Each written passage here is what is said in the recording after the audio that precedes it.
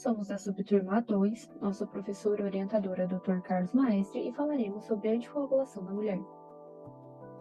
A diferença de coágulo, trombo e êmbolo. Coágulo é o resultado da cascata de coagulação que falaremos mais adiante. Possui função importante no funcionamento do organismo, afinal atuam na cicatrização de uma ferida ou estancamento de sangramentos.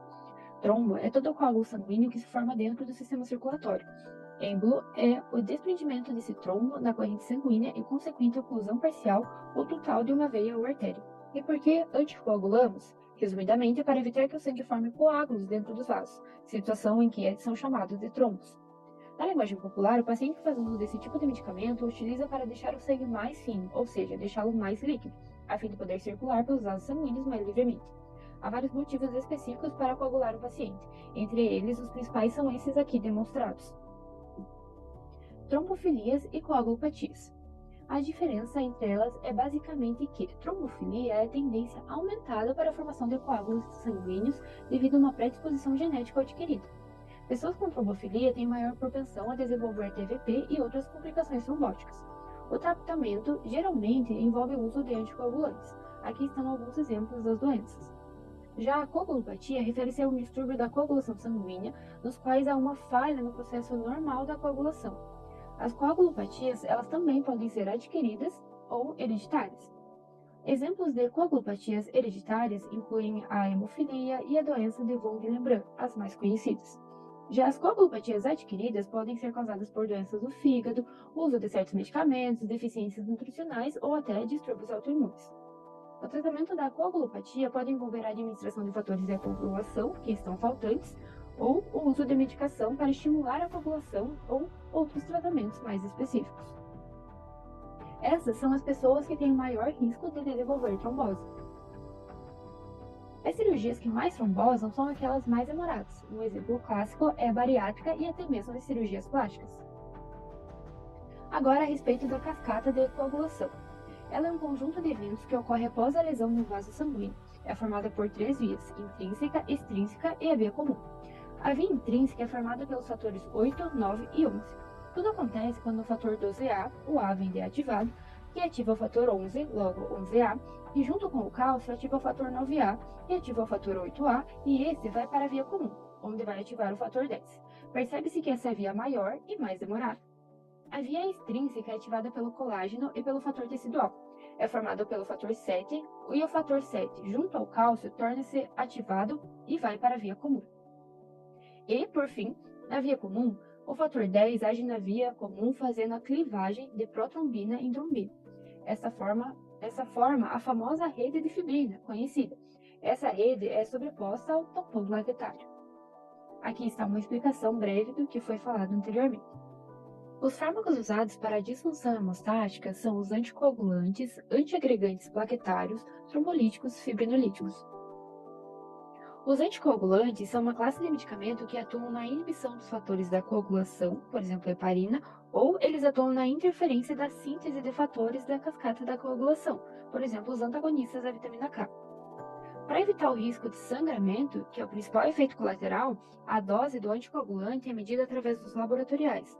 O tempo de protrombina, que deve estar entre 10 a 13 segundos, e o RNI, que deve estar de 0,8 a 1.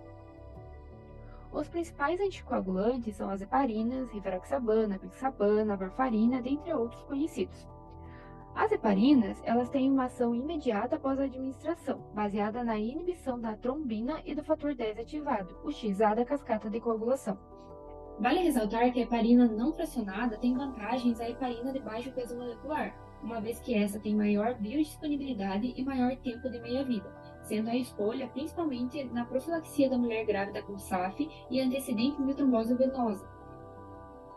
Falando a respeito dos anticoagulantes orais ou fumarínicos, eles têm uma ação de vida mais lenta, inibindo a síntese de fatores da vitamina K dependentes, agindo como antagonistas competitivos da vitamina K. A varfarina é certamente o mais usado do grupo, já que os outros membros eles são mais tóxicos e têm o uso um pouco menos seguro. Os derivados fumarínicos eles cruzam a barreira placentária e são potencialmente teratogênicos, especialmente no primeiro trimestre. Falando um pouquinho a respeito da anticoagulação na mulher. Há algumas particularidades, como o ciclo hormonal, principalmente o estrogênio, é de grande influência para o risco de trombose na paciente feminina. Portanto, fases do ciclo hormonal que apresentam maiores níveis hormonais também poderão apresentar maiores riscos de trombose. Com relação aos anticoncepcionais, todos eles têm algum progestágeno em sua composição e alguns também apresentam essa combinação de progestágeno com estrogênio. E como já foi comentado, o estrogênio tem seu risco, maior risco de trombose.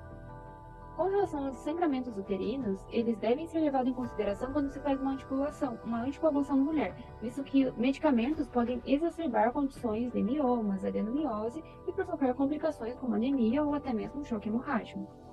Condições cardiovasculares e hematológicas, como algumas citadas no slide, configuram algumas indicações de anticoagulação tanto no paciente feminino quanto no paciente masculino. Já a gravidez e o puerpério são dois estados hormonais específicos da mulher que promovem uma hipercoagulabilidade sanguínea por mecanismos que serão abordados mais adiante. O sangramento ativo e procedimentos recentes são contraindicações para a anticoagulação tanto em paciente masculino quanto feminino, porém muito comum em paciente no período pós-parto. No aleitamento, a grande maioria das medicações usadas para anticoagulação são passadas para o lactente através do leite materno, portanto deve-se tomar muita precaução ao usar esses medicamentos, mas os detalhes serão abordados mais adiante. E também a respeito da insuficiência hepática ou renal, ambas as condições podem causar distúrbios coagulatórios da paciente. Uma dica é esse aplicativo chamado AppTev. Nele, você consegue estratificar no paciente o risco de trombose e no final o aplicativo apresentará o melhor anticoagulante e também a melhor dose. O uso de anticoagulantes durante a gravidez está indicado às pacientes que apresentam suspeita ou até mesmo diagnóstico dessas comorbidades apresentadas ou outras trombofilias adquiridas ou hereditárias. Vale ressaltar a TVP e a embolia pulmonar. Qual anticoagulante usar? No primeiro trimestre, nas 4 últimas semanas, o anticoagulante oral é substituído pela heparina. Da mesma forma que as heparinas não fracionadas, as heparinas de baixo peso molecular não atravessam a barreira placentária. Entretanto, apresentam como desvantagem o alto custo e como vantagem a meia-vida mais longa, a biodisponibilidade de 85% e ainda o menor risco de trombocitopenia e sangramento. A enoxaparina e a deltaparina são as únicas heparinas de baixo peso molecular até o momento amplamente avaliadas na gravidez. Tanto as heparinas não fracionadas quanto as heparinas de baixo peso molecular podem ser utilizadas de forma profilática ou terapêutica. Aqui temos a diferença, basicamente, da enoxaparina, heparina não fracionada e a varfarina. O manejo durante o puerpério. Então, o reinício da anticoagulação deve ser feito com heparina de baixo peso molecular 6 horas após o parto vaginal ou 12 horas após a cesariana, dependendo da via de parto. Os pacientes em uso de heparina profilática durante a gravidez devem manter o tratamento por 6 semanas após o nascimento e, nos casos como não há necessidade do uso prolongado de anticoagulantes, sugerimos a utilização de heparina de baixo peso molecular durante todo o período. Aqui estão nossas referências. Obrigada.